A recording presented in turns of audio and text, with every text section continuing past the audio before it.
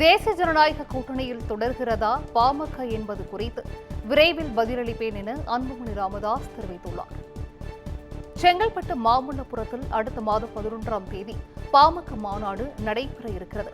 இந்த மாநாட்டிற்கு பந்தல்கால் நடும் விழா இன்று நடைபெற்றது. இதில் அன்புமணி ராமதாஸ் கலந்து கொண்டார். அப்போது அவரிடம் பாஜக தலைமையிலான தேசிய ஜனநாயக கூட்டணியில் பாமக உள்ளதா என்று கேள்வி எழுப்பப்பட்டது. அதற்கு பதிலளிக்க மறுத்த அன்புமணி ராமதாஸ் கூட்டணி குறித்து விரைவில் பதிலளிப்பேன் என கூறினார். அதேவேளை சமூக நீதியை நிலைநாட்டவும், சாதிவாரி கணக்கெடுப்பு நடத்தவும், 69% இடஒதுக்கீட்டை நிலைநாட்டவும் பாமக மாநாடு நடத்தப்படுகிறது என்று அன்புமணி ராமதாஸ் கூறினார். அரசு பணியாளர்கள் இனி தமிழில் மட்டுமே கையெழுத்திட வேண்டும் என்று அறிவுறுத்தப்பட்டுள்ளது. இது தொடர்பாக தமிழக அரசு வெளியிட்டுள்ள செய்திக்குறிப்பில் அரசாணைகள், சுற்றறிக்கைகள் தமிழில் மட்டுமே இருக்க வேண்டும் என்று அரசு உத்தரவு பிறப்பித்துள்ளது. கற்றாணை குறிப்புகள் தமிழிலேயே இருக்க வேண்டும் என்றும், அரசு பணியாளர்கள் இனி தமிழில் மட்டுமே கையெழுத்திட வேண்டும் என்றும் அறிவுறுத்தப்பட்டுள்ளது. பொதுமக்களிடமிருந்து தமிழில் வரும் கடிதங்களுக்கு தமிழிலேயே பதிலளிக்க வேண்டும் என்றும் தெரிவிக்கப்பட்டுள்ளது.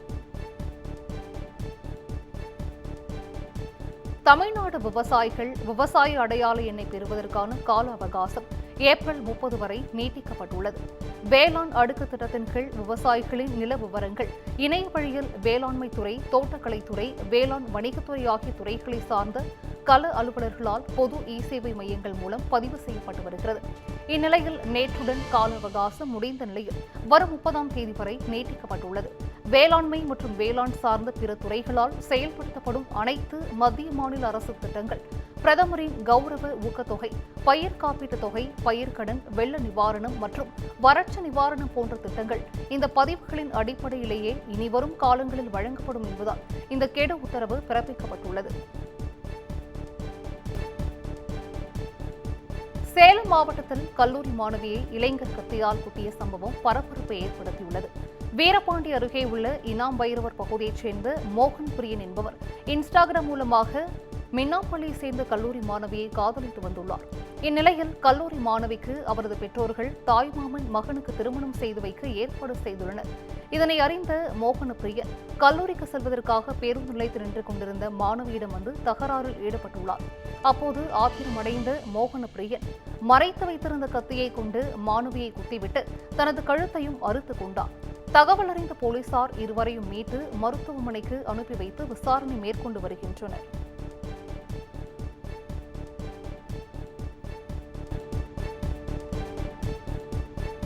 ஜெயிலர் 2 படப்பிடிப்பிற்காக கோவை வந்துள்ள நடிகர் ரஜினிகாந்தை ரசிகர்கள் சூழ்ந்து கொண்டு கூச்சலிட்ட வீடியோ வைரலாகி வருகிறது.